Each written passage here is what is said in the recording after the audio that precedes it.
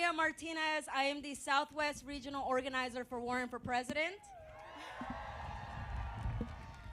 Buenas tardes a todos. Muchísimas gracias por acompañarnos esta noche. Mi nombre es María Martínez. Soy la organizadora regional para la campaña presidencial de Elizabeth Warren. Wow. Thank you all so much for coming out tonight. And again, thank you once again for your patience. I know that the weather wasn't so friendly, but the sun came out, and we're very excited that we're finally doing this. I first want to give a shout out to all of our volunteers. Can we please give them a round of applause? Please. They made this event possible. Thank you all so much. So before we begin, I actually want to make a few announcements. For those of you who actually grabbed a ticket, we are doing a Q&A during the event. We're gonna do a quick, we're gonna pick out the tickets in the beginning, and I'm gonna have a volunteer join me, but before we do that, I do wanna say that the senator will stick around to take selfies with anyone who wants one. So para aquellas personas que están interesados en tomarse fotos con Elizabeth Warren, vamos a tener la oportunidad de tomar fotografías con la senadora. I do want to make a quick announcement though. For those of you who came with children, please come to the front of the line once we announce where the selfie line will begin. Para aquellos que vinieron con niños pequeños, le pedimos que se acerquen al frente de la línea cuando tomemos fotos. All right. Now, for those of you in the ADA section, please hang tight. Senator Warren will come to you to take photos. Para aquellas personas que están sentadas aquí en esta área, la senadora va a venir aquí a tomarse fotos con ustedes, o no se muevan. All right.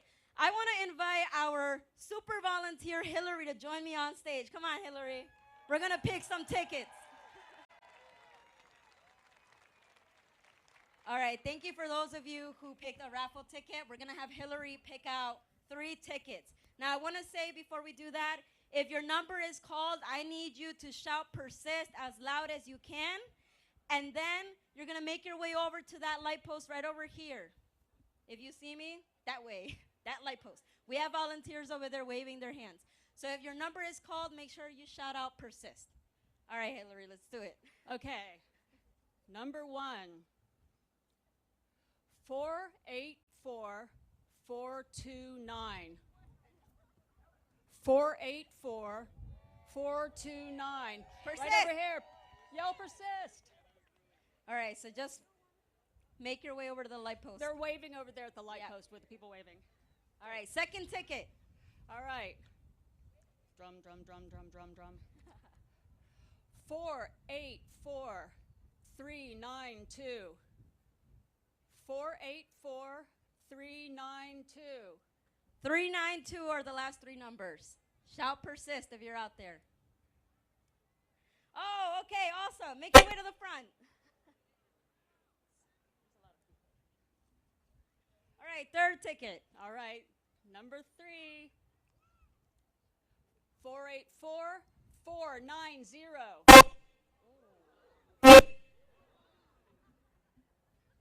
490. 490. 484490.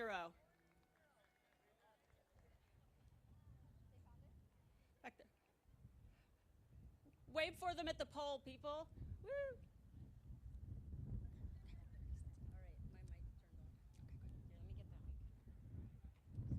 All right, thank you all so much. All right, round of applause for those lucky winners. All right, before we invite our special guests, I quickly want to talk about why we're in this fight. Quickly remind ourselves why we're in this fight in the first place. And I want to start off by sharing a personal story of mine and why I decided to join this fight. So I'm originally from New York. I was born and raised in New York. And my family, my parents traveled to the United States in 1986. They were living in New York State for over 30 years, paid taxes, and raised a family. It wasn't until 3 years ago, when Trump was elected into office, that my parents were deported to Mexico. And that was very, very heartbreaking, and that's not even the beginning. After my father was deported, he suffered a stroke and passed away 7 months after being deported. And my mom is still in Mexico, and she's unable to return to the U.S. for another 10 years. So quiero compartir una historia que para mí es bien personal y duele contarlo, pero es necesario. Yo soy de Nueva York. Mi familia, mis papás llegaron a los Estados Unidos en 1986. Vivieron en Nueva York por más de 30 años, pagaron taxes y tuvieron hijos, ciudadanos. Y hace 3 años, después que ganó Trump la presidencia, mis papás fueron deportados a México. Después de ser deportados, mi papá sufrió un derrame cerebral y falleció 7 meses después de ser deportado. So I want to talk about why I'm even sharing this story. There are a lot of stories similar like mine. It takes a lot of courage to share those stories. And it's very important that we talk about it and then we share it amongst each other. Because, again, we need to elect someone into office who's not going to prioritize separating families and children from their parents. We need someone who's going to fight for us, families like ours, people like me. We need someone, and that person is Elizabeth Warren.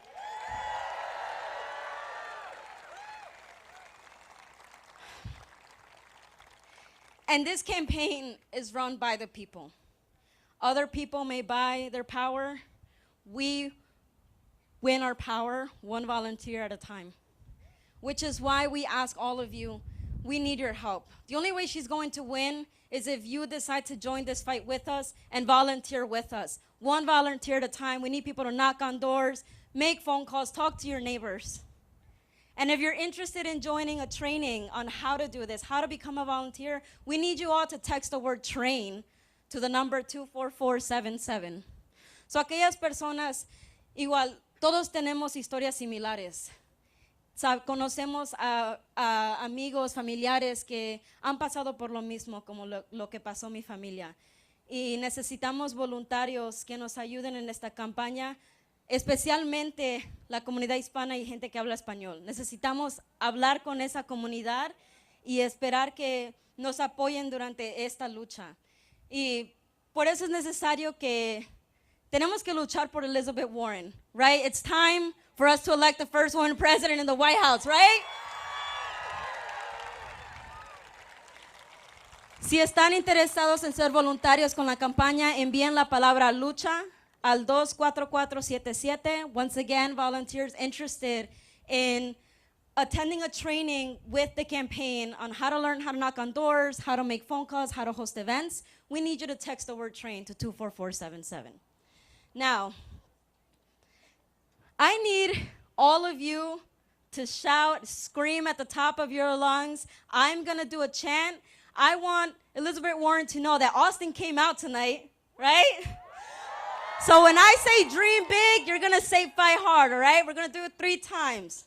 Dream big. Fight hard. Dream big. Fight hard. Dream big. Fight hard. Amazing. Thank you all so much. Now, before I leave, again, we need to amplify our stories. We all came here because we all are passionate about our stories. We all have a reason for why we're in this fight. Turn to the person next to you and tell them why you're in this fight. Not why you support Elizabeth Warren, but why specifically are you in this fight and why are you here today? Turn to the person next to you.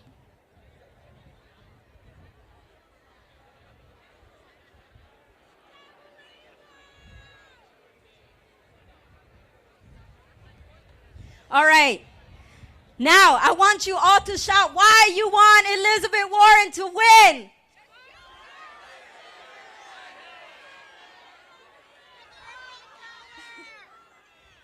All right, everyone. Dream big. Dream big.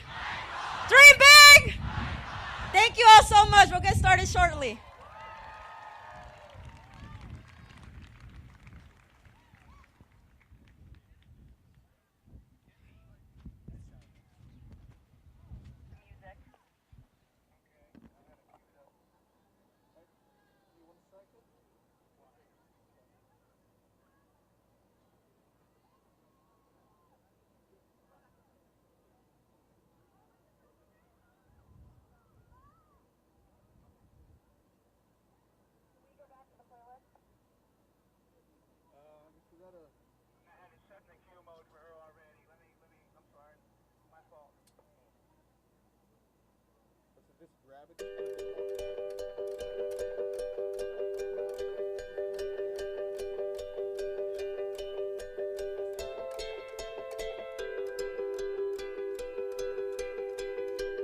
Happiness hit her like a train on a track,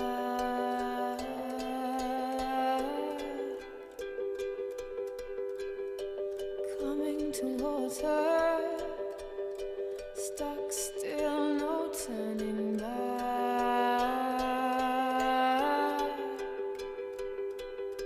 She hid around corners and she hid under beds.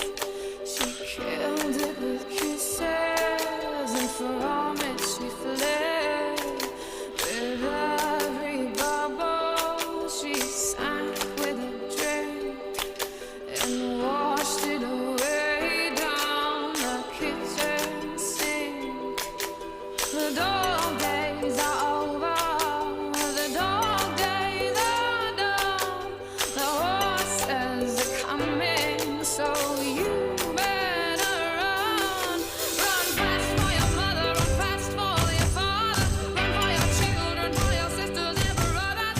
Leave all your love and your longing behind. You can't carry it with you if you want to survive. The dog days are over, the dog days are done. Can you hear the horses? 'Cause here they come.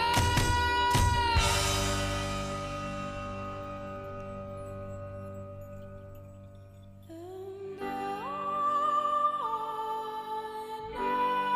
never wanted anything from you except everything you had and what was left after that too. Happiness, I hit her like a bullet in the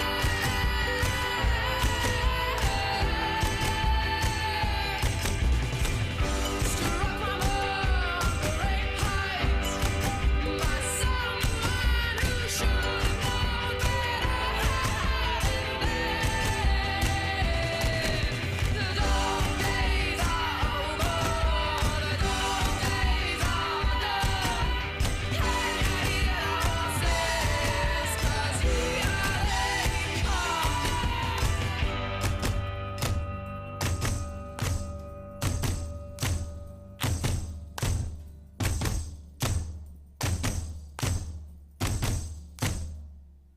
Run fast for your mother, run fast for your father, run for your children, for your sisters and brothers. Leave all your love and your longing behind. You can't carry it with you if you want to survive. The dog days are over, the dog days are done. Can you hear the horses?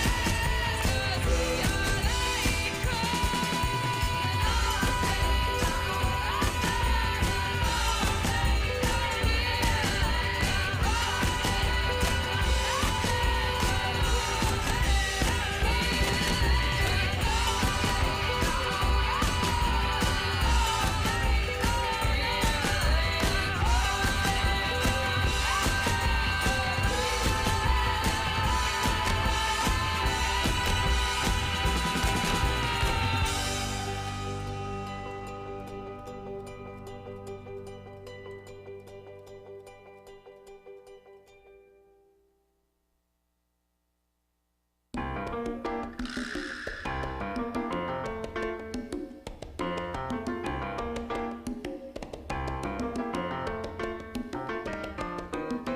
Seems I've got to have a chance to see him. Every night I have the strangest dream, imprisoned by the way I could have been left here on my own. So it seems I've got to leave before I start to scream. 'Cause someone locked the door and took the key.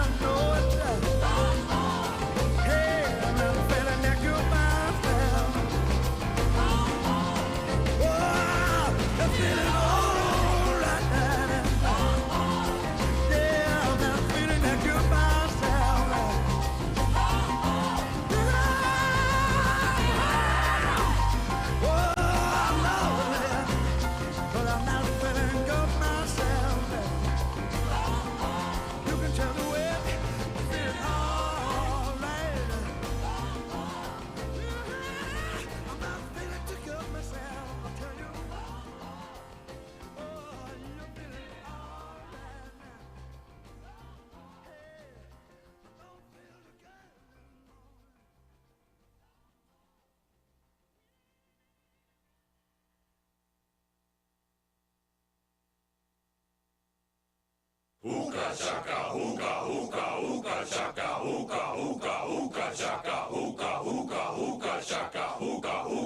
can't stop this feeling deep inside of me.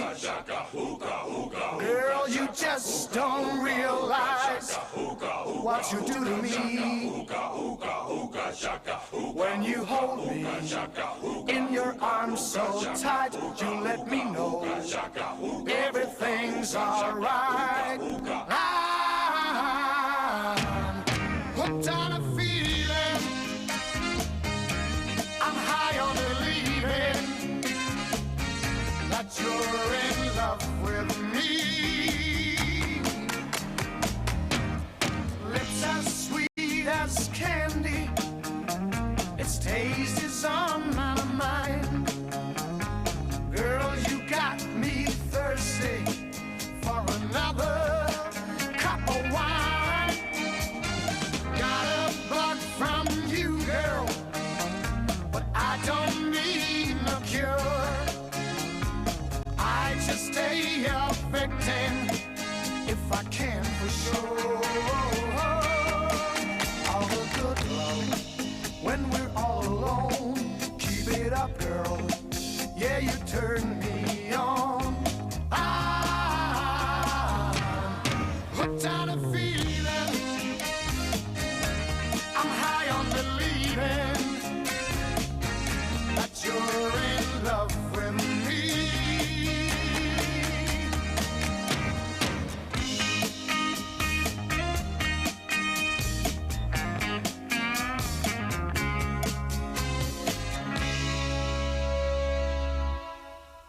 All the good love when we're all alone. Keep it up, girl. Yeah, you turn me on. I'm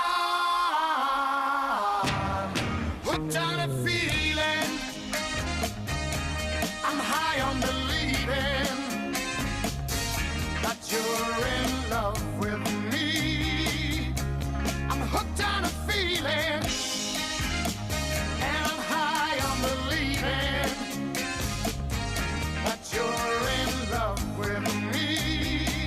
I said I'm hooked on a feeling, and I'm high on believing that you're in love with me. Hooked on a feeling.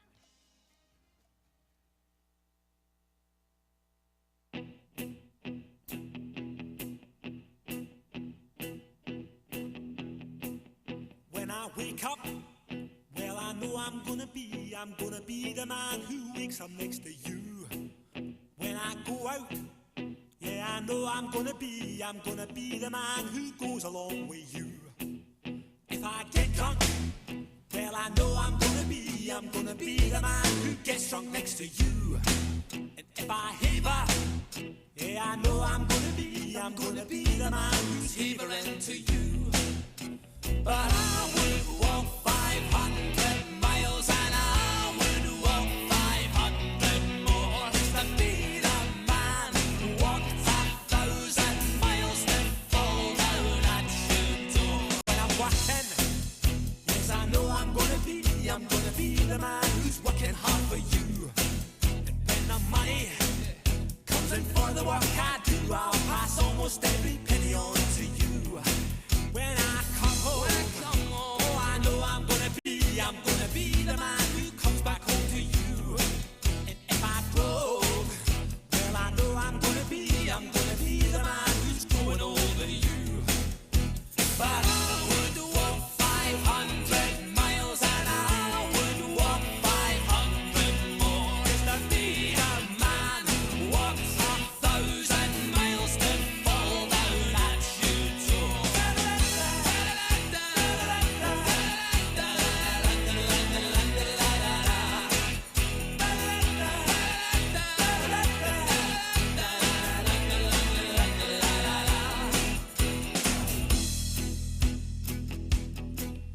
When I'm lonely, well, I know I'm gonna be the man who's lonely without you. And when I'm dreaming, well, I know I'm gonna dream about the time when I'm with you. out, well, I know I'm gonna be the man who goes along with you. And when I come home, yes, I know I'm gonna be the man who comes back home with you. I'm gonna be the man who's coming home with you.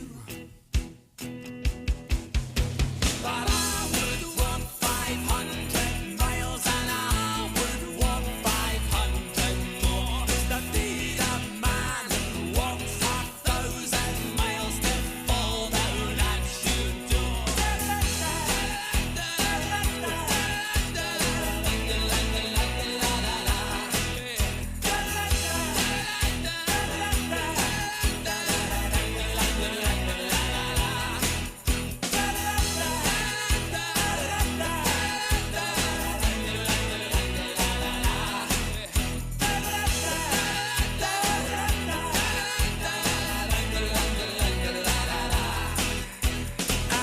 would walk 500 miles and I would walk 500 more just to be the man who walked 1,000 miles and fall down at your door.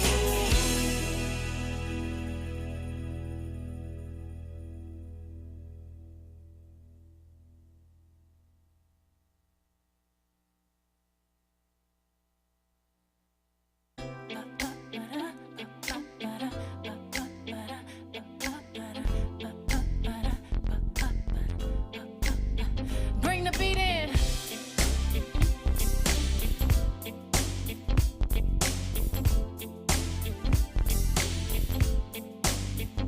Honey, honey, I can see the stars all the way from here. Can't you see the glow on the window pane? I can feel the sun whenever you're near. Every time you touch me, I just melt away. Now everybody asks me why I'm smiling out from ear to ear. But I know nothing's perfect, but it's worth it after fighting through my tears. And finally you put me first. Baby, it's you. You're the one I love. You're the one I need. You're the only one I see. Come on, baby, it's you. You're the one that gives your all. You're the one I can always call when I need to make everything stop. Finally, you put my love on top. Oh, come on, baby. You put my love on top, top, top, top, top. You put my love on top. Oh, come on, baby. You put my love on top, top, top, top, top. My love on top. Baby, I can hear the wind whipping past. Hi y'all, how you doing? Thank you so much for coming out. My name is Jessica Cisneros and I'm an immigration attorney running for Congress in South Texas. I was born and raised in Laredo, Texas, right on the Rio Grande River, repping that 956. And I am the proud daughter of Mexican immigrants who came here to build a better life for the Cisneros family here in America. They first started off as farm workers, and you know they worked hard and pursued the American dream. And my home district stretches from Northeast San Antonio all the way down to Laredo, and then down to the Rio Grande Valley. And growing up there, I realized that the laws weren't designed to help people like me or my family or my neighbors. And, you know, despite the odds, I think someone's here. Despite the odds, my family, we had a commitment to each other and we worked hard because that's what we do in South Texas. And now my parents, who were once farm workers, are now the proud parents of Dr. Claudia Cisneros and attorney Jessica Cisneros.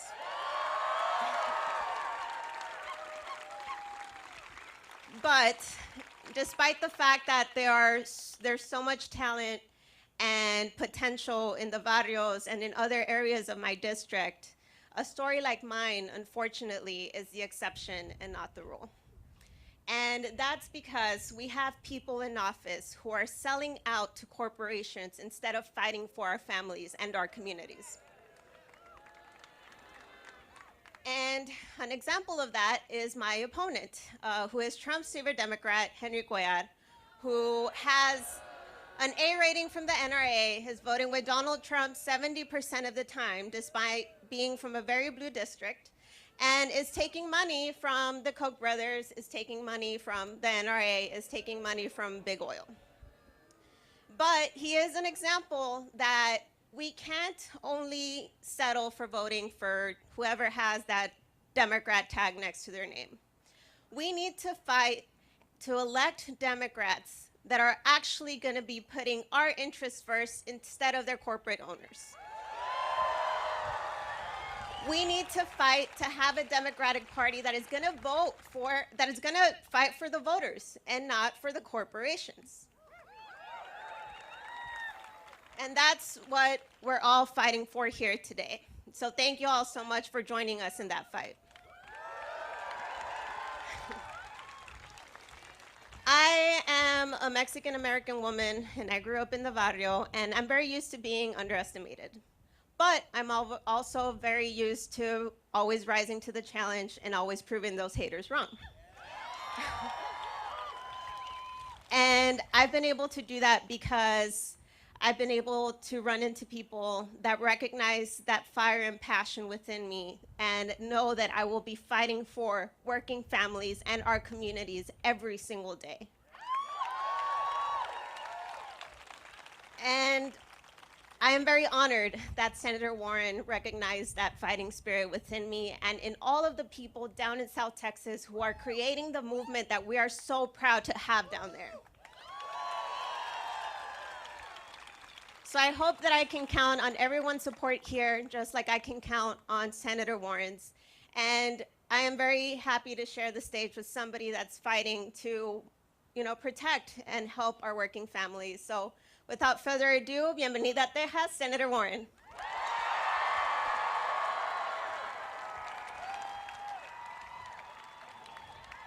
Thank you. Thank you. Jessica, go back up there. Working 9 to 5, what a way to make a living. Barely getting by, it's all taking and no giving. They just use your mind and they never give you credit. It's enough to drive you crazy if you let it. 9 to 5, for service and devotion. You would think that I would deserve a better promotion. Want to move ahead, but the boss won't seem to let me in. I swear sometimes that man is out to get me. Oh! Hello, Austin! Just a Austin! watch shadow. You're just a step on the boss man's ladder, but you got dreams he'll never take Jessica away. Cisneros, Texas 28. We gotta get this done. Friends, waiting for the day your ship will come in and the tide's gonna Here's the turn deal. and it's all gonna roll your way. Come on, Dolly. Working 9 to 5, what a way to make a living. Barely getting by, it's all taking and no giving. They just use your mind and you never get the credit. It's enough to drive you crazy if you let it. 9 to 5, yeah, they got you where they want. All right, there we go. Jessica Cisneros, Texas 28. We're gonna get this done. Here's a woman who believes that government in Texas and government all across America should not work just for a thin slice at the top. It ought to work for everyone, and we're gonna be here for her. Way to go, Jessica. See you later. All right. Hello, Austin.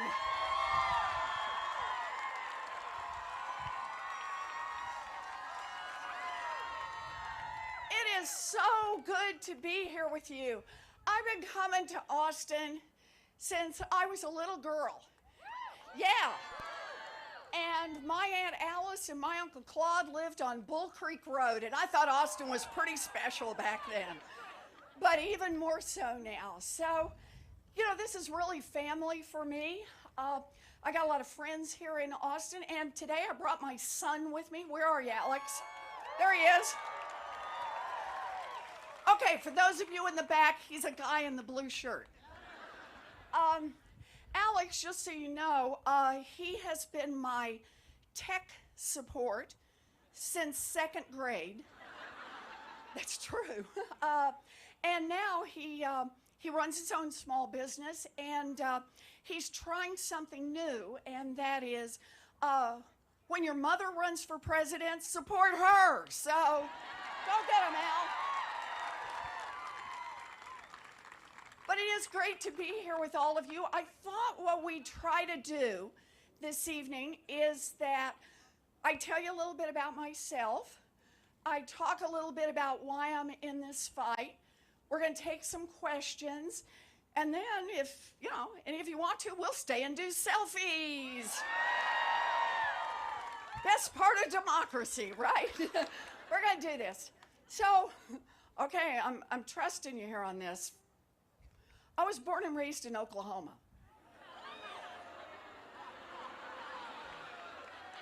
Have a full and open heart. So, I have 3 older brothers. All 3 of my brothers served in the military. In fact, they all served at various places here in Texas. 2 out of 3 of them at Bergstrom Air Force Base back when it was still an Air Force base. My oldest brother, Don Reed, was career military. He spent about 5.5 years off and on in Vietnam in combat. We were really lucky to get him back home. So that's part of who our family is. My brother John was stationed overseas for a little over a year. My brother David trained as a combat medic. Now, this has given rise to a rule in our family, and that is never choke around David. To this day, the man carries a sharpened pocket knife, and he is convinced that he could perform an emergency tracheotomy. It makes for some very exciting moments at Thanksgiving. Anybody goes, and we all just back out of the room. But I love my 3 brothers. They're all retired now. They all live back in Oklahoma. When we were growing up, our daddy had a lot of different jobs. He sold fencing, he sold carpeting, he sold housewares. When I was in middle school, the boys, and to this day they are still referred to as the boys, to distinguish them from the one who came along, I was what used to be known as a late in life baby. My mother always just called me the surprise. But the boys were all gone, and it was just my mama and my daddy and me when my daddy had a heart attack. And for a while, we thought we were going to lose him, that he wasn't going to make it through. But he did, and he made it home from the hospital, but he couldn't work for a long, long time. And I remember the day when we lost our family station wagon. I remember how my mother used to tuck me in at night. She would kiss me, and she'd leave the room and close the door, and then she would start to cry. This is when I learned words like mortgage and foreclosure. And I remember the day that Daddy had been off work for a long time, and I walked into my folks' bedroom, and laid out on the bed was the dress. Now, some of you in this group will know the dress. It's the one that only comes out for weddings, funerals, and graduations. And there was the dress laid out, and there was my mother pacing at the end of the bed. She had on her slip, and she was in her stocking feet, and she was pacing and saying to herself, we will not lose this house. We will not lose this house. We will not lose this house. She was 50 years old. She had never worked outside the home.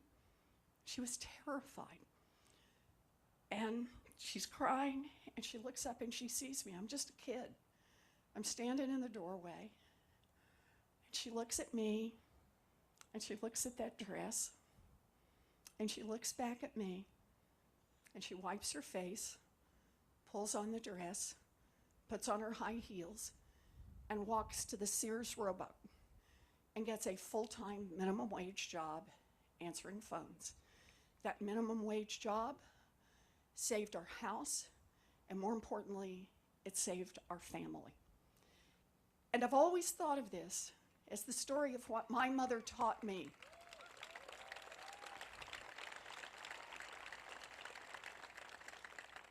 And that is, no matter how hard it is, no matter how scared you are, when it comes down to it, you reach down deep, you find what you have to find, you pull it up, and you take care of the people you love.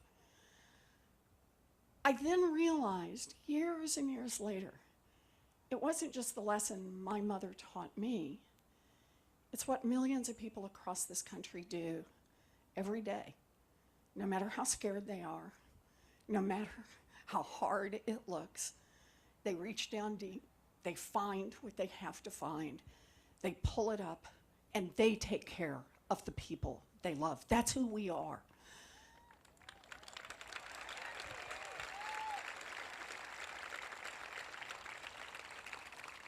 But here's the thing. It was years and years after that that I came to understand that same story is also a story about government. It's a story, think of it this way, about America's minimum wage. Because back when my mother got a full-time minimum wage job at the Sears, a full-time minimum wage job in America would support a family of 3. It would pay the mortgage, it would cover the utilities, and it would put food on the table. Today, a full-time minimum wage job in America will not keep a mama and a baby out of poverty. That is wrong, and that is why I am in this fight.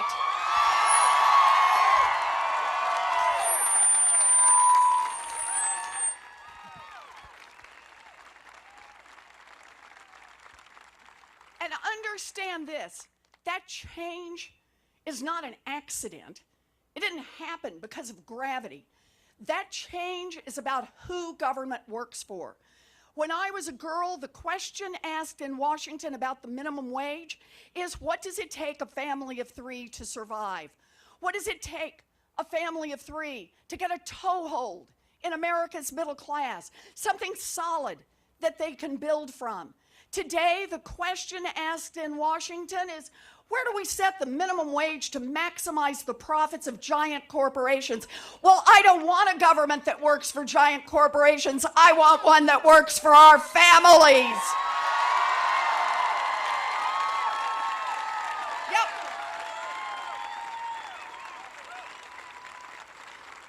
So, there it is. Now, I told you, my 3 brothers, they went all off and joined the military.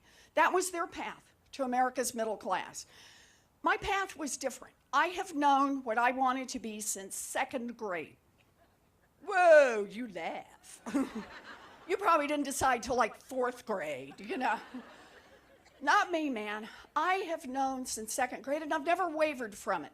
I wanted to be a public school teacher. Can we hear it for America's public school teachers? Oh, I wanted to do this. Yes. So I committed early. I used to line up my dollies and teach school. I had a reputation around the neighborhood for being tough but fair.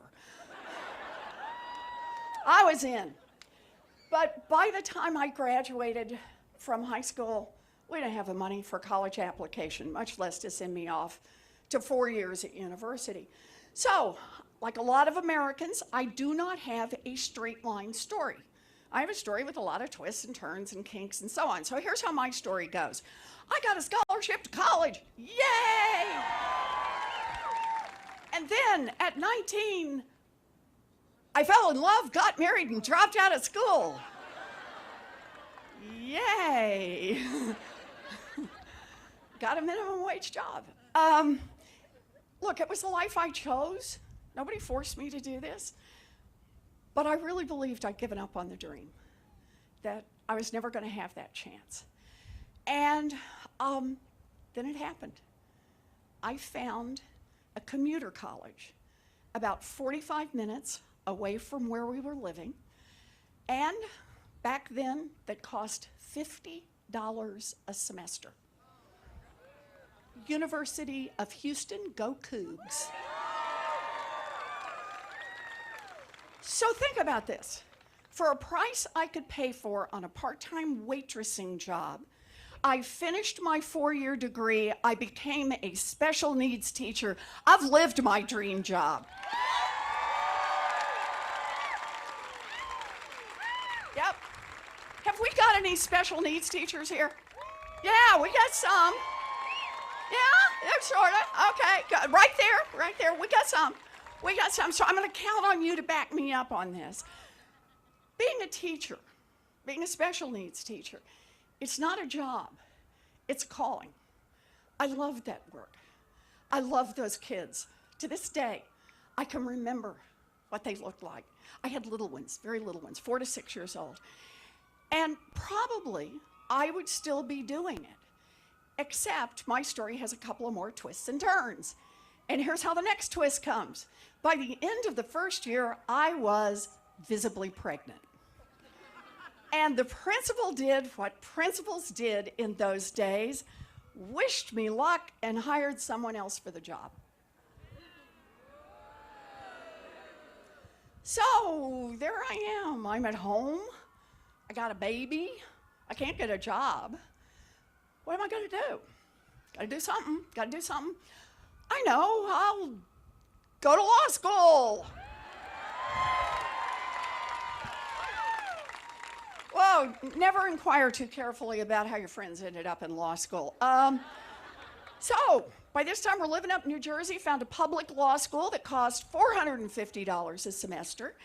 Baby on hip, did 3 years in law school, graduated, visibly pregnant. You will discover a pattern to these stories. That was Alex. Thank you for waiting until after graduation to be born. And took the bar, passed the bar, and practiced law for 45 minutes. Yep, not for me. Because I went back to my first love, which is teaching. So I traded little folks for much bigger folks, and I have spent most of my career teaching in law schools. Now, I don't know if everybody who grows up without money does this, but I'll tell you what it did for me. I taught every course that was about money. Yeah, I learned it and I taught it. I thought it was important. So I taught contract law and commercial law and secured transactions, bankruptcy, corporate finance, partnership finance, law and economics. If it was about money, I was out there teaching it. Yeah, you bet. Did I just hear somebody clap over secure transactions? This is really a nerd audience. I love this. Love it. Okay. So, taught a lot of the courses through this money part of the curriculum, but there was always one central question that I worked on, one thing that bound it all together, and that is what's happening to working families in America? Why is America's middle class being hollowed out?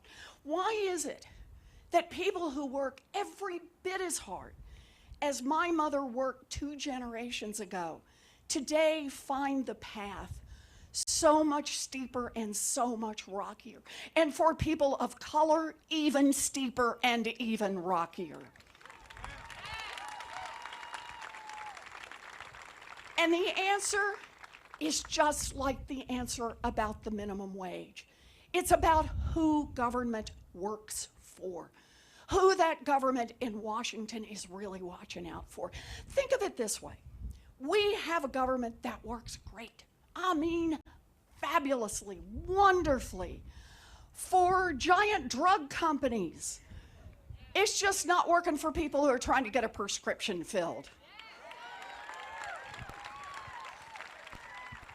We have a government that works great for people who want to invest in private prisons and private detention centers, just not for the human beings whose lives are torn apart by that administration. Yep.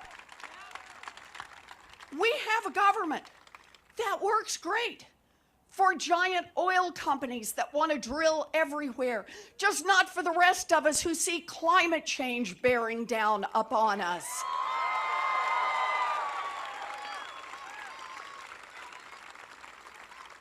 And when you see a government that works great for those with money, works great for those who can hire armies of lobbyists and lawyers, works great for those who can hire bought and paid for experts, and is not working for everyone else, that is corruption, pure and simple, and we need to call it out for what it is. Corruption. Corruption. And I'll tell you this, whatever issue gets you up in the morning, whatever issue brought you here today, whatever it is that you think about, whether or not it's about gun violence, whether it's about climate change, whether it's about education, whether it's about healthcare, whatever it is, if there is a decision to be made in Washington, I guarantee it has been influenced by money. It has been moved by money. It has been reshaped and reframed by money. In fact, I want to tell you a quick story. So go back to the early 1990s and just take a look in Congressional Record and kind of the print at the time, and you'll see that in America, we're starting to figure it out about climate change. Not perfect, we don't have all the science, not all the words are there, but we're getting it. We get what the risk is, and we're starting to get really worried about it. And here's the deal. Democrats and Republicans are working together. This isn't a partisan issue. They're talking about, does the EPA need more authority? Do we need to pass some more laws? Do we need to make some changes in our budget? What do we need to do? Because nobody wants to be responsible for a coming crisis. And then along come the Koch brothers. I see you've heard of the Koch brothers.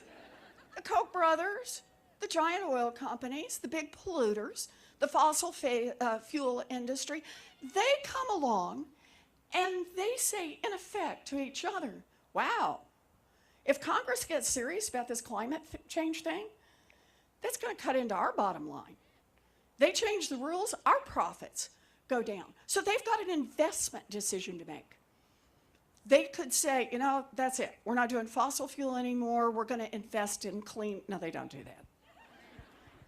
They could say, you know, we're going to invest in how you clean it up, how you clean up the air, how you clean up the water. No, they don't do that.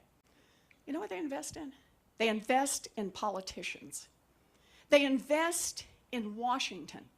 They invest in the regulators. They invest in the people who write the rules. In fact, one of the things that just really gets me, you know who they get to Washington early on in this fight? They get the bought and paid for experts to come in and deny climate science. Now, why? Not because they don't get it. They bring them in because those folks build an umbrella. They build an umbrella over the politicians. So that with those bought and paid for experts out there saying, whoa, I don't know, you know, it was great for the dinosaurs and, you know, it used to be warm and salad will be good again or whatever it is. It gives politicians a place to hide. so they can continue to take money from the Koch brothers, from the fossil fuel industry, from the big polluters, and say, gee, I don't know. You want to understand the climate crisis that faces the world today? It's 25 years of corruption in Washington that brought us here.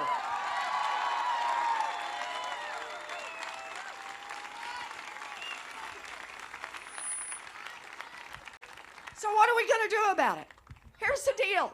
You can't just do a statute here, a couple of regulations over there, and change it. What we need is big structural change in this country. Yeah. Structural change. And you know where we need to start? We need to attack the corruption head on. You ready for that? Call it out for what it is, and let's just run up the middle against it. So here's the good news. I have the biggest anti-corruption plan since Watergate.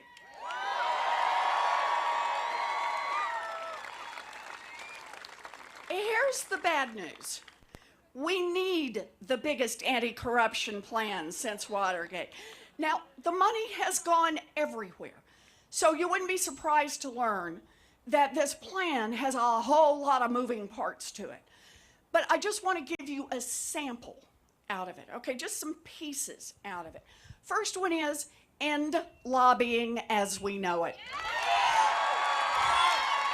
Yep.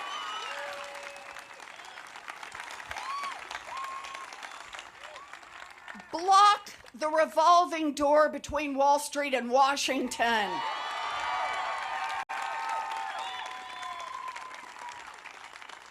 Here's one you may not have thought about, but matters. Make the United States Supreme Court follow basic rules of ethics.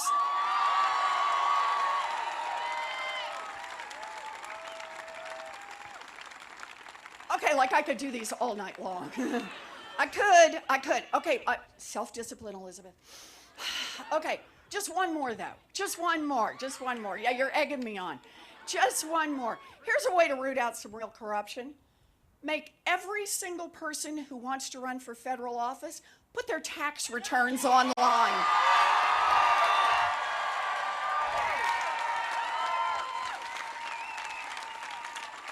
Oh, wouldn't that be fun? Come on, we're gonna do this. Okay. All right, so that's part one. Attack the corruption head on.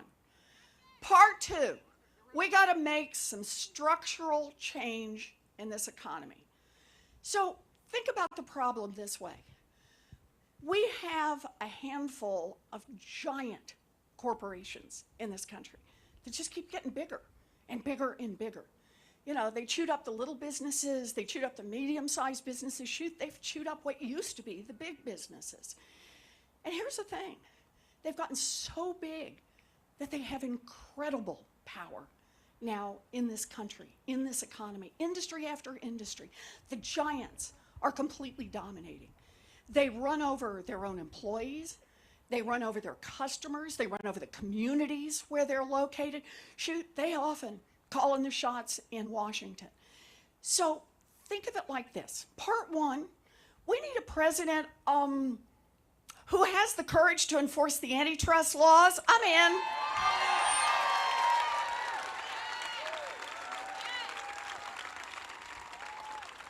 Important, but not enough. We have to think about how to get power in the system to balance out the power of these giant corporations. We need more power in the hands of workers. That means make it easier to join a union and give unions more power when they negotiate.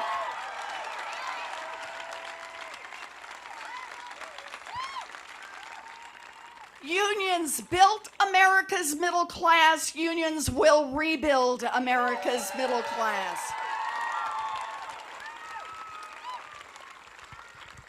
Okay, so that's one way you get structural change in an economy. You make the power, you do the rules so the power's distributed differently. Here's a second way. It is time for a wealth tax in America. Yep. And I got a plan for that. Oh, I'm ready. Okay, so here's what the plan looks like. Hold on. Don't get ahead of me here. Your first $50 million is free and clear. Boy, we got some high rollers in this crowd. Yeah, man. Okay, I can do business with this woman. Okay, so your first 50 million is free and clear, but your 50 millionth and first dollar, you got to pitch in 2 cents. And 2 cents for every dollar after that. Okay? 2 cents. That's all we're asking for here. Now, just so you know, this is the top 1/10 of 1% of the great fortunes in America. And here's the basic idea. Anybody in here own a home or grew up in a family that owned a home? Yeah, well, you've been paying a wealth tax for a long time. It's just called a property tax, right? All I'm saying is for the top 1/10 of 1%, how about if we include in your property tax not just your real estate, but also your stock portfolio, your Rembrandts, your diamonds, and your yacht? That's all. That's all. Let's just do it all. Right? 2 cents. That's right. We just want you to do 2 cents. And let me be clear on this. The whole point is not because I'm cranky. Right? I'm not mad. I'm not mad at anybody. You know, people say to me, oh, I built this great fortune. I worked hard. I always want to say, yeah, unlike anybody else. But okay, you worked hard. That's great. You came up with a fabulous idea, or you inherited well. But either way, good for you. But here's the deal. A great fortune built here in America, I guarantee, it was built at least in part using workers all of us help pay to educate. Yep. It was built at least in part getting your goods to market on roads and bridges all of us help pay to build. It was built, at least in part, protected by police and firefighters. All of us help pay their salaries. And we are genuinely glad to do it. We are happy to do it. This is America. We believe in making those investments. So people do have opportunities. All we're saying is if you make it big, I mean really big, I mean super duper 1/10 of 1% big, pitch in 2 cents so everybody else gets a chance to make it in America.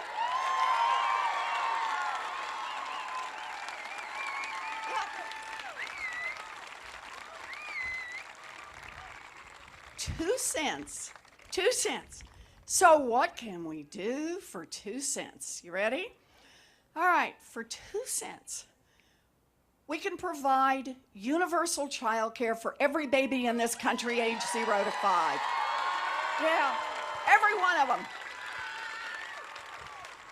We can provide universal child care for every 3-year-old and 4-year-old in this country. 2 cents. We can do that, and we can raise the wages of every child care worker and preschool teacher to the professional levels they deserve. Yes. Yes. Don't be greedy. All right, hold on. Okay, we can do all of that for our 2 cents and more. We can provide tuition and fee-free, hold on, technical school, community college, and 4-year public college for everybody who wants to get an education. There it is. Yeah. And we can really help make that access for everyone. We can expand our Pell Grants for the students who need it the most. Yeah. We can help level the playing field and put $50 billion into our historically black colleges and universities. 2 cents. And for that same 2 cents, we can do all of that. Plus, we can cancel student loan debt for 95% of the folks who borrow. 2 cents. 2 cents. That's all we need. 2 cents. Okay, so that's part 2. Part 1, attack the corruption head on. Part 2, make a couple of structural changes in this economy. Invest not just in the bazillionaires, but invest in every one of our young people. That's what we can do. 2 cents. Okay. Part 3, we need to protect our democracy.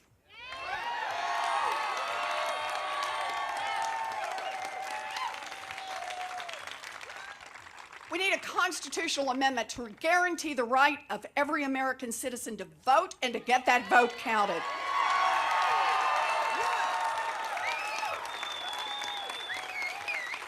We need to outlaw political gerrymandering.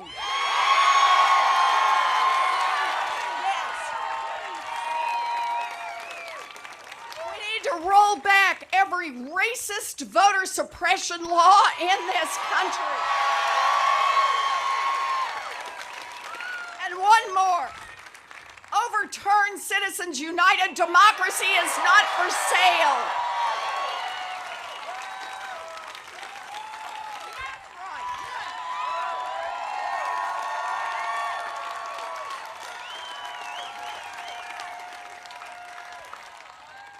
So there it is. I just want 3 things. Attack the corruption, make some structural change in our economy, and protect our democracy. Now, I get it. To a lot of people, that might sound like 3 different directions, but they're not. They're all related to each other. And they all address one fundamental question. Who gets opportunity in this country? Opportunity. Because for me, that's the best of what America is about. Opportunity for every single one of our children to get a first-rate education. You bet. Opportunity to get a good job, to start a small business. Opportunity, maybe to buy a house. Opportunity to love the person you love and build the family you want to build.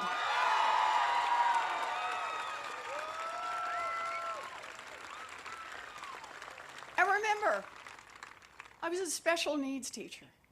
Opportunity means something different for everyone. Sometimes it means opportunity to live independently, but opportunity for the worth of every single human being in this country to be recognized.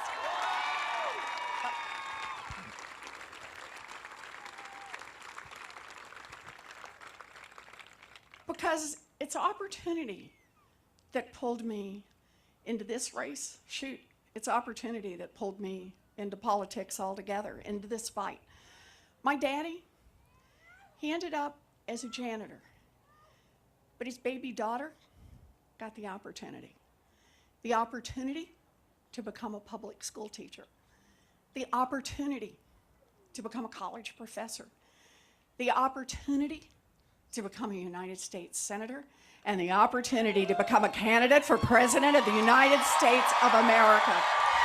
Dream big, fight hard. Let's win.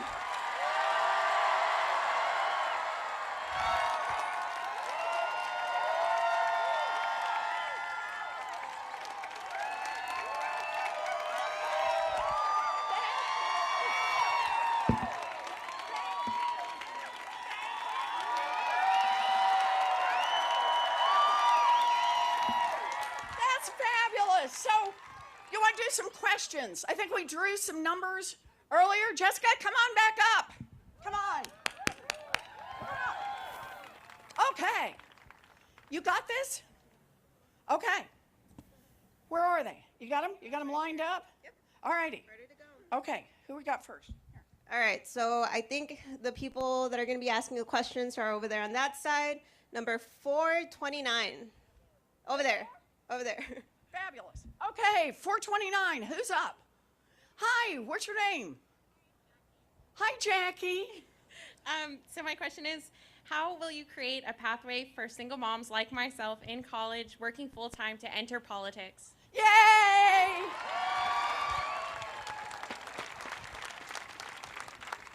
So can I just start by saying what a fabulous question that is? When anybody puts a clause in that says, so someone like me gets a chance to run for office, I'm all in. Let's do this, right? Fabulous. So here's how I see it. Look at what happens with a 2-cent wealth tax. At that point, we got universal child care. Every baby, ages 0 to 5, high quality child care. Child care workers who are being paid the professional salaries that they're entitled to. And that means nobody has to get bumped off the track.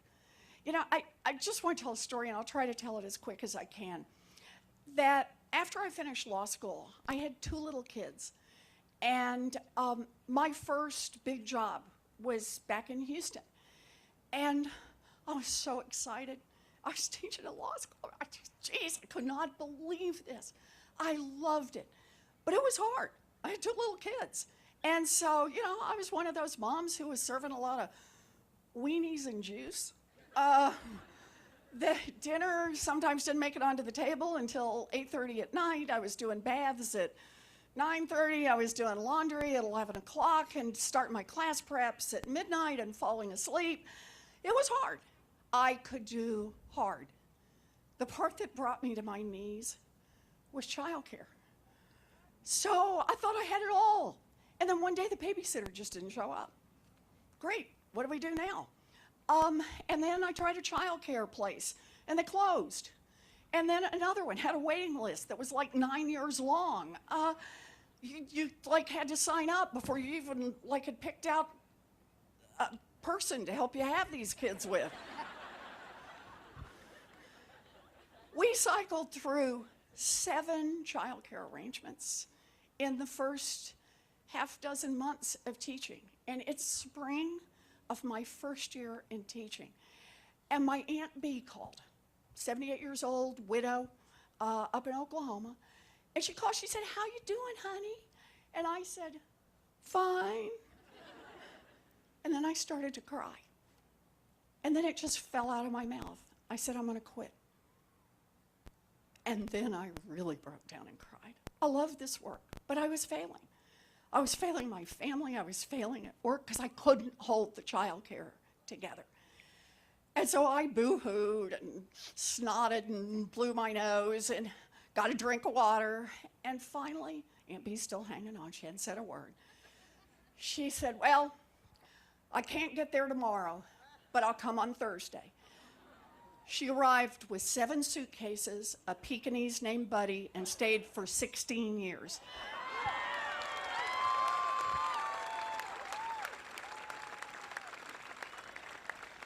My Aunt B saved me. But without my Aunt B, I wouldn't be here today. I'd have been knocked off that track. I think about how many women of my generation got knocked off, and I don't know, maybe we would have come back in 10 years or 15. Or maybe not. And how many got knocked off in my daughter's generation? And how many today? How many mamas and how many daddies just get knocked off because they can't manage childcare? A problem that was a terrible problem 2 generations ago is a problem that is even worse today. And our government in Washington, instead of working to fix this problem, is corrupt and makes it worse. So this is our chance. 2 cents, this part of the problem we're gonna fix. So that's what I'm counting on as the answer. We're going to do universal child care. We're going to do universal preschool. And we're going to make sure you can go to college tuition and fee free. And if you already have some student loan debt, we're going to wipe that out. How's that for giving you, just helping you get in the game? And here's why. Because you're worth investing in. All of our young people are worth investing in. That's how it's going to work. So great. It's a good question. Thank you. Okay, who we got? Who we got next? Hi, my name is Pauline. Okay. Hi, And- Pauline. That was my mother's name. Hi, Elizabeth. Hi. My question has to do with climate change Uh-huh. and with respect to additional tactical and strategic plans to address the increasing rapidity of the climate crisis. And I mean, we all know about joining the Paris Climate Accord, moving to alternative fuel sources, solar and wind.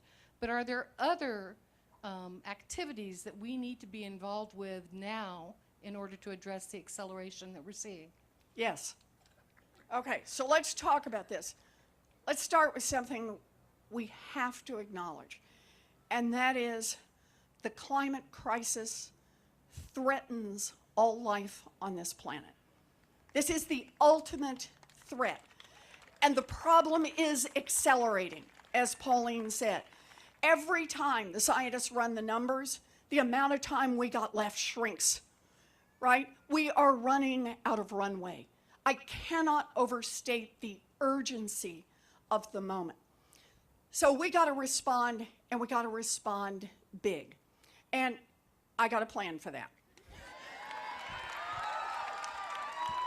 In fact, I got multiple plans for this because that's how we have to think about this. So let me just do a couple out here. The first one, oh, and I love saying this, is there's a lot that a president can do all by herself. Yes,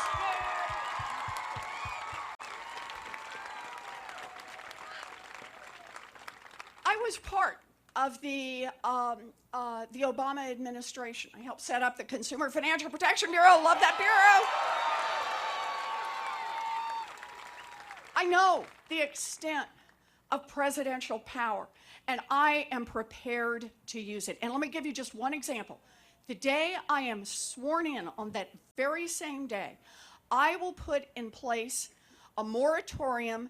No new drilling, no new mining, offshore or on any of our federal lands. That's about a quarter of all our lands. We can do this. We got to start moving right away. Part two is that I have plans first for a green manufacturing plan. Short version on this, think of it this way. There is an upcoming $23 trillion market worldwide for green. Green energy, cleaning up the water, desalinization, lots of parts around green. And the thing is, much of this has not yet been invented, right? So here's my plan. We spend the money to invest in, you ready? Science.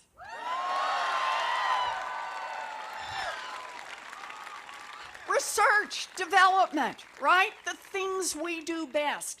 We go up tenfold on the investments we're making. We invent it here. And then we say, and anybody in the world, you can have the technology, you can have the new science, you can build whatever you want to build from this, but when you're building it, you've got to build it right here in the United States of America. American taxpayers are going to pay for that research, and we're going to create American manufacturing jobs by doing it. Good union jobs. There's an estimated, we'll estimate about 1.2 million new green manufacturing jobs. And then part three, we got to sell this or even give it away all around the world. Because understand this. We bring our carbon footprint down to zero in 2030. Yay! Everyone says too ambitious, but let's put our shoulder to it. But here's the thing. We do that. We're still only 20% of the problem. We have to think of this as a global problem. So it is about global leadership. We have got to invent it here, manufacture it here, and then make sure the whole world has access to it. That's how we're going to make change.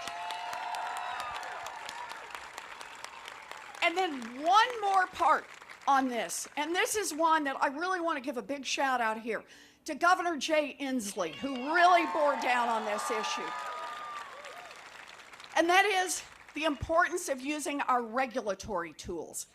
The importance of saying there just have to be, we can't just keep being, everybody, oh, we'll put some incentives on the table. No, the time for that is gone. 3 industries in America are responsible for 70% of our carbon emissions.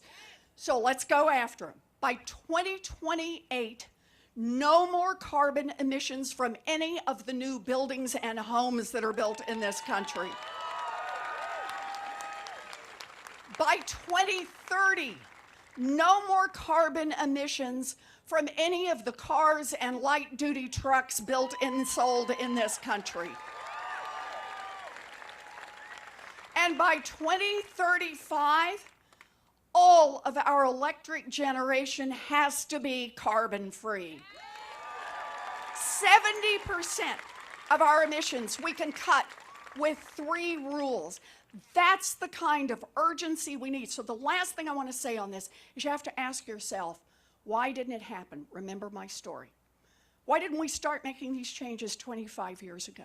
The reason it doesn't happen is corruption in Washington. It's money.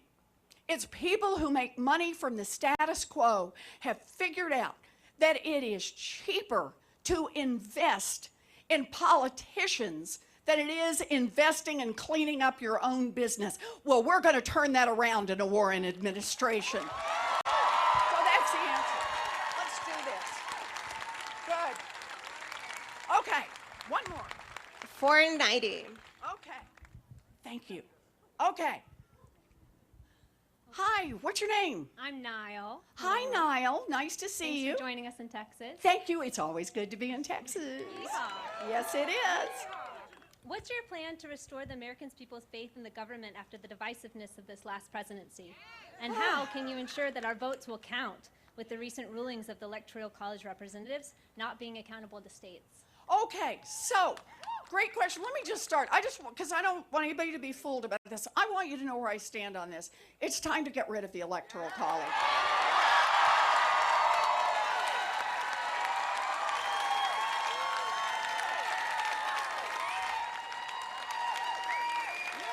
Direct vote, right? We can do this. Come on. In most democracies around the world, the person who gets the most votes wins. How about we make America that kind of democracy? Okay, but that is the bigger fight. We're going to do it, but I want you to know where I am on this. So you are right when you identify we have got to protect our vote and our voting system. This is the heart of our democracy. And actually, right now, I just want everyone, just take a deep breath and think about the fact that one of the 2 major political parties in America has a very overt strategy for how to hang on to power, and that is keep American citizens from voting. Think about that. Well, keep them from voting if they might vote Democratic, right? If they're students, if they're people of color, if they're poor. Just keep those folks from voting. This is a moment when we have to be there to defend our democracy. So I hope you'll look online, elizabethwarren.com. You can go to the part about voting. But this is a place where we've got to push back. And we've got to push back on everyone. Every Republican, every independent, every Democrat. We protect our democracy by protecting our vote.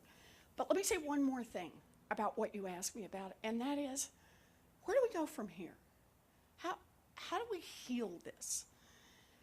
And here's how I think about this. You know, I mentioned my 3 brothers early on. One is a Democrat. Oh yeah, come to our house for Thanksgiving.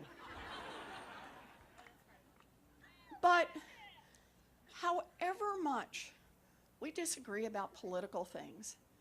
The truth is, our basic values are pretty much in line. And that's true across this country.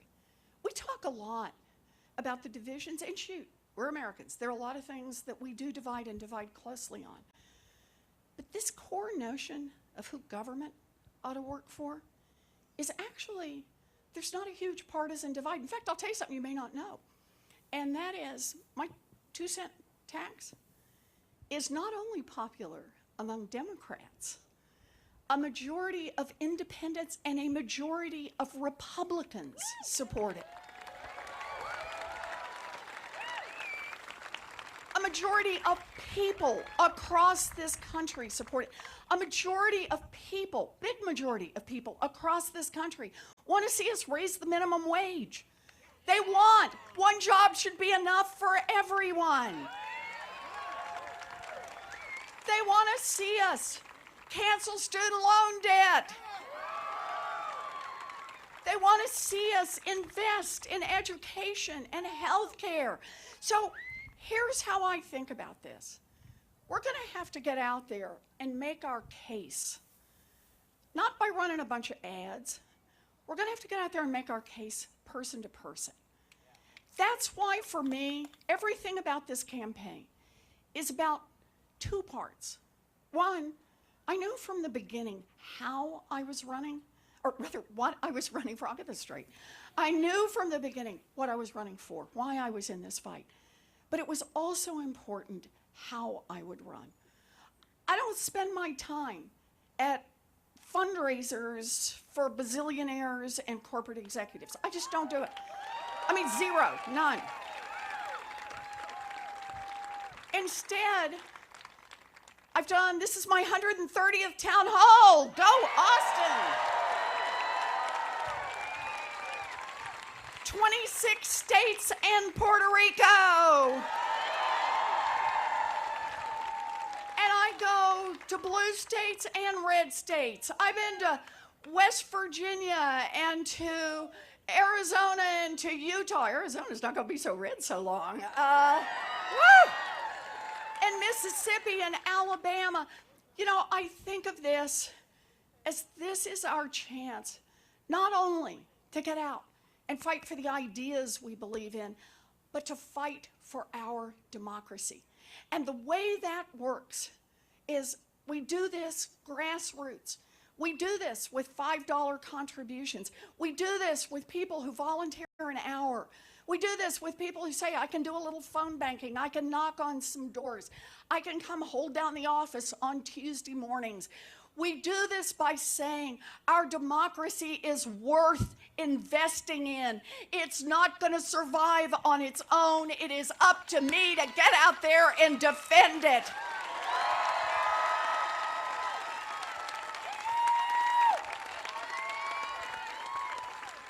And here's what I believe. We do this. We make this connection every single day. Between now and November of 2020, there's our comparative advantage. You want to understand how we're going to win in 2020? It's because we're going to build the grassroots movement every single day from now till then. We're going to fight for the things that touch people's hearts. We're going to make it happen. And then nobody goes home. When we win in 2020, we stay in the fight to start making change come January 2021. That was my mistake, and I knew it the second I got here. How are we going to heal our divisions? In January 2021, we get a 2-cent wealth tax, and we cancel student loan debt for 53 million Americans.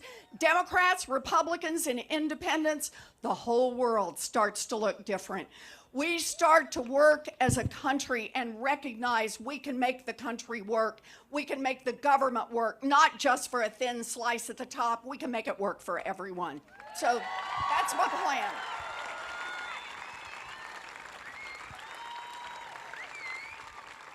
I want to thank you all for being here tonight. I know there are a lot of things you can do, on a beautiful evening here in Austin, but our democracy is on the line. And I'm grateful to every one of you for investing some time this evening in this. Thank you. But I want to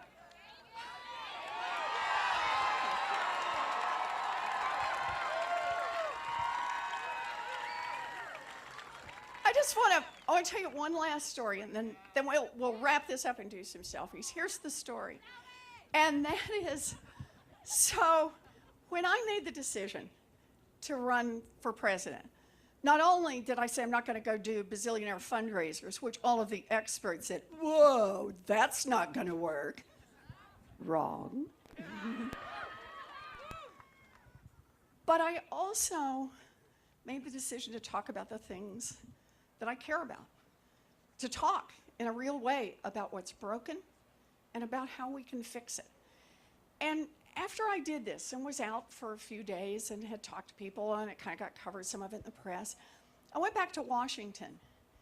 And some of the folks, experts in Washington, and that's everyone in the United States Senate, a couple of folks came up to me and said, I see that you're out, you're running for president, went out and talked to people. Just a little friendly advice. What you're talking about is too hard. It's too complicated. People don't care about this. People won't get it. Just smile more.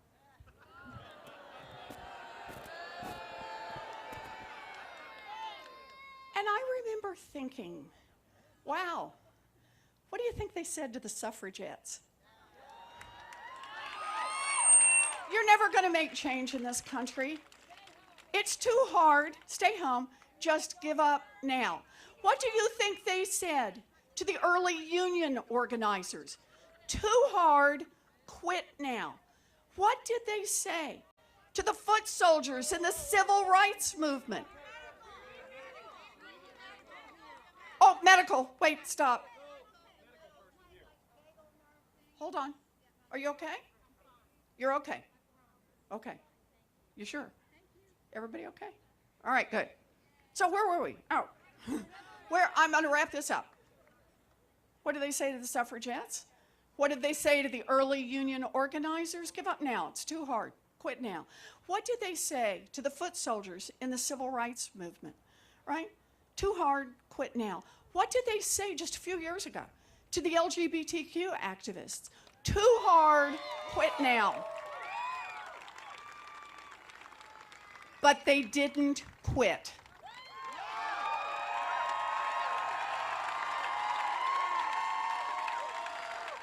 They got organized. They built a grassroots movement.